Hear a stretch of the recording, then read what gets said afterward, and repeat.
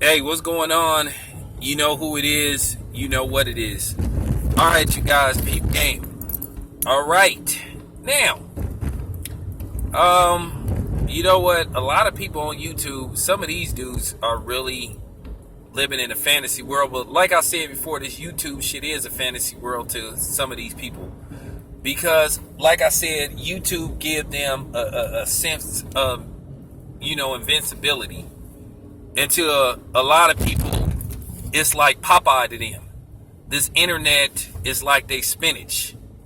It make them big and bold. It make them gather up the courage to just say a whole bunch of shit over a computer somewhere on the other side of the world, knowing that in most cases that you wouldn't say this shit to the individual's face. And I just think these dudes talk real stupid, when you hear some of the rhetoric that come out their mouth.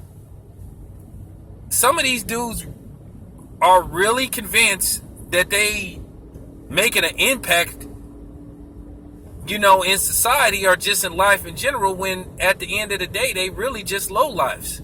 Some of these dudes really think that they're doing harm to somebody by making a video talking about them and shit, when in reality they're not, because we all know what their knack is and what their little so-called fake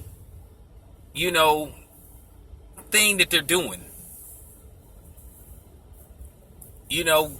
Like I said, this YouTube thing, since it emerged in 2005, like I said, it made a lot of punks tough. Whether they showed their face or not, it made a lot of these dudes turn into tough guys. Like I said, it turned nerds and wimps into badasses because they knew they could get on their computer and talk a gang of shit and talk like they just that dude, knowing that they really ain't. So YouTube helped a lot of people. It helped the nerds out. That's why a lot of these dudes talk the way they talk. Because they really think that they're hurting somebody and making them feel bad when they really not. First of all, no motherfucker that's hiding behind a computer could ever make me feel bad or intimidate me. Because we all know, like I said before, 99.5% of you motherfuckers would not say the shit that you say on the net or YouTube to somebody's face. That's why when somebody say, well, why don't you come where I'm at and square up? And they say, oh, that's just absurd. That's ridiculous. Why do you want to fight me over something I said over? I mean, well, like I said, you talk like you want a piece of a motherfucker. I mean, in some cases, it can be made a reality. Because, like I said before, a lot of these dudes on here are faker than silicone titties. You know what I'm saying? They really are. But like I said before, this internet thing didn't work wonders for the nerds and for the wimps. The guys that used to get their lunch taken from them. Because like I said, they could just make up a fake face, a fake avatar, and get on here and just start talking a gang of shit like they super dude. And the funny part about it is, there have been cases where dudes were talking shit about another individual on social media, and then when the dude that they was talking shit about found them or ran into them by, just a coincidence, they changed their whole tune. And that's what I'm saying. A lot of these dudes that talk shit behind this internet, I'm telling you, I promise you, if you seen them in person, they is not gonna talk reckless like how they talk over the internet.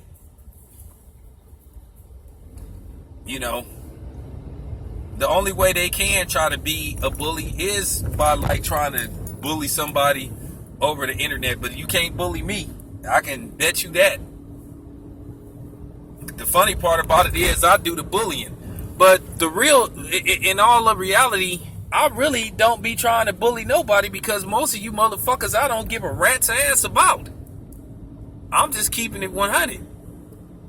As I said before, a lot of these clowns on here, they be more worried about what's going on with us than we are with them. And like I said before, it's called obsession. No matter how much they try to pretend like they calling themselves teaching us a lesson and all that type of shit, it's obsession. Being obsessed with either a certain individual or a certain group of individuals. No matter how much they try to decorate it and color it up and make it look like they're just calling you out. No, they're stalking you. Because at the end of the day, once again, they can't answer the question like, why are they always talking about you? And why do they care so much about what you're doing? And to be honest with you, if you really listen to how a lot of these clowns talk, as I said before, they say they exposed somebody. Nah. How many times I got to tell you they exposed themselves? Because if the audience really would think and really listen closely and ask themselves, hey man, why are you always talking about this one dude? Why are you always talking about a certain group of people? That seems like you kind of obsessed. And you laugh at the losers that follow them too, because they're just the bigger losers as the dude that's spewing out the rhetoric. But then they're not smart enough to understand what's being done to them and how they're being manipulated.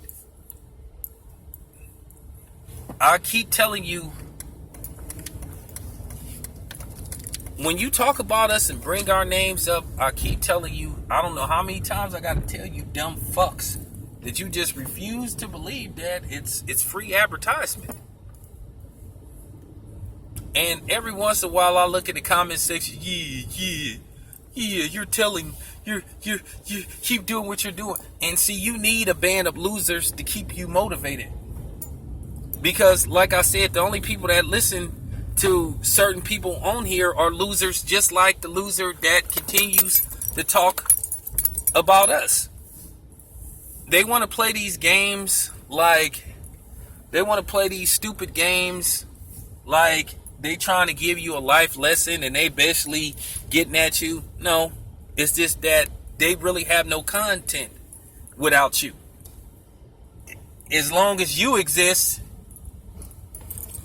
they exist, because they have nothing else to talk about. I've made a challenge and asked these fools, can you go a month without making a video about the LDBC or me or somebody else? The reason why they won't answer that question, and it's a legit question, because it's the truth, they can't. Because that is what their channel is built off of. That's the momentum of what their channel is built off of, spewing bullshit. Okay?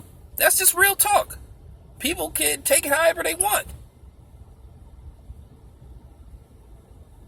I laugh at the fact that people sit up here making videos about what they think they know about me and 7-8 and Dante and all that type of shit.